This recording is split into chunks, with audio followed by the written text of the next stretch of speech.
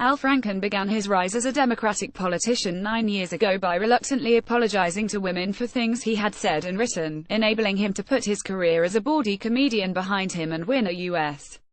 Senate seat. You could argue that he never really got the hang of contrition. On Thursday, Franken stood in the Senate chamber after a string of half apologies had failed to end a weeks-long groping scandal, and announced that he will resign his seat without so much as an "I'm sorry." No one was publicly accusing Franken of sexual assault in 2008. But in late May of that year, less than 2 weeks before a state convention in which he hoped Minnesota Democrats would choose him as their Senate nominee, Republicans began publicizing an article he had written for Playboy magazine in 2000.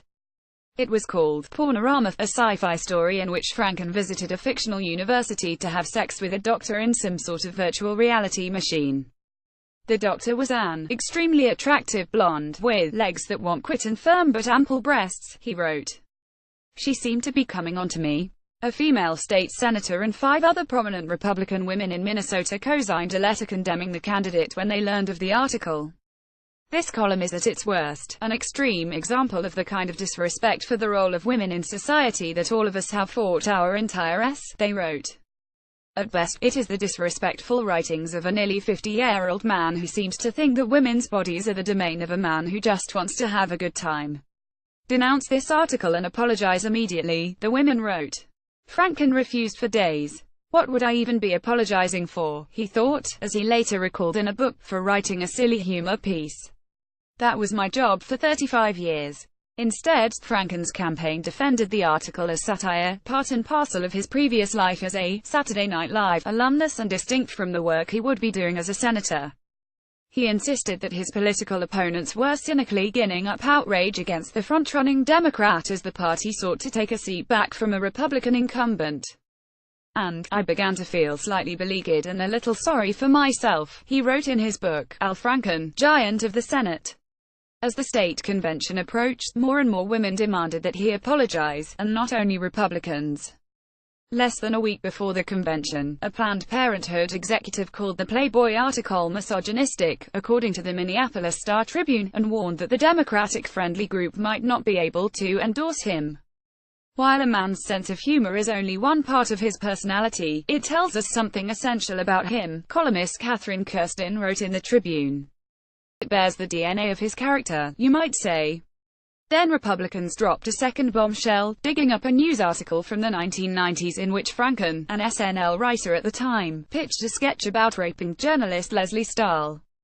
Now female Democrats joined Republicans in denouncing Franken's so-called comedy. Most disturbing, offensive and highly inappropriate when linked to a candidate for the United States Senate, State Rep. Sandy Walsh-Lager and State Sen.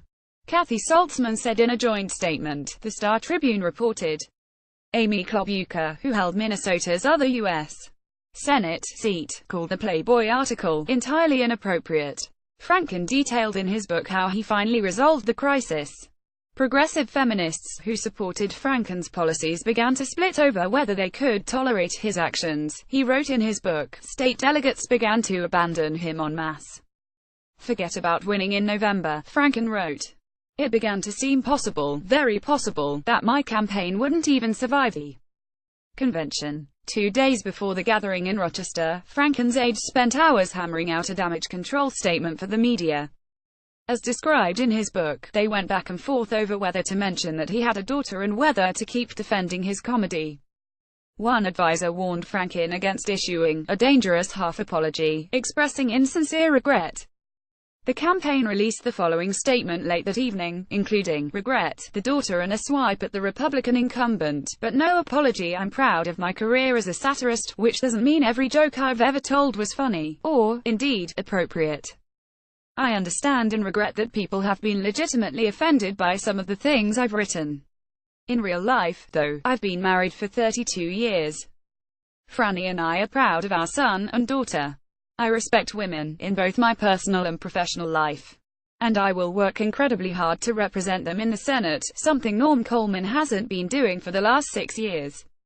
It didn't seem to work. Franken went to Rochester that weekend feeling terrible, he wrote. He thought of Eliot Spitzer, the New York governor who had resigned in a prostitution scandal a few months earlier, and how people must now regard him. He had spent nearly 2 weeks refusing to say sorry, he wrote, but now told a friend, "I feel bad that people feel bad about this, and I want to apologize for that." Incredible tension filled the convention hall as Franken took the stage, he wrote. It felt like everyone in the crowd was waiting to hear what he had to say for himself. "I've had some tough conversations this week," Franken said, 2 minutes into his speech. "It kills me. The things I've said and wrote sent a message to some of my friends in this room, and to people in this state, that they can't count on me to be a champion for women, and for all the people of Minnesota, in this campaign and in the Senate. I'm sorry for that." Franken felt a weight lift immediately, he wrote. People rose and cheered. "I'm sorry for that, because that's not who I am," he continued. Then he praised his wife, son and daughter, and segued from his regrets into a stump speech about greedy oil companies, and price-gouging drug companies, and Republicans he would fight as a senator. About 2/3 of the delegates in the room voted for Franken after the speech, he wrote. And while Republicans continued to attack him for degrading women during the general election, he narrowly won his Senate seat. But he never actually felt sorry that I had written Pornorama or pitched that stupid Leslie-style joke at 2 in the morning, Franken wrote years later in his book. "I was just doing my job," he wrote. But running for office is a different job. When you run for office, you're asking people to stand with you and work for you and believe in you. And you're making a promise that it'll be worth it. People had to know I understood that. Last month, nearly a decade after Franken's strategic apology, a woman accused him of groping and forcibly kissing her in 2006. She was followed by another accuser, then another and another, 8 women in total by Thursday.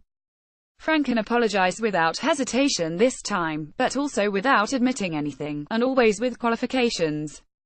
"There are some women, and one is too many, who feel that I have done something disrespectful, and that's hurt them, and for that I am tremendously sorry," he told one interviewer.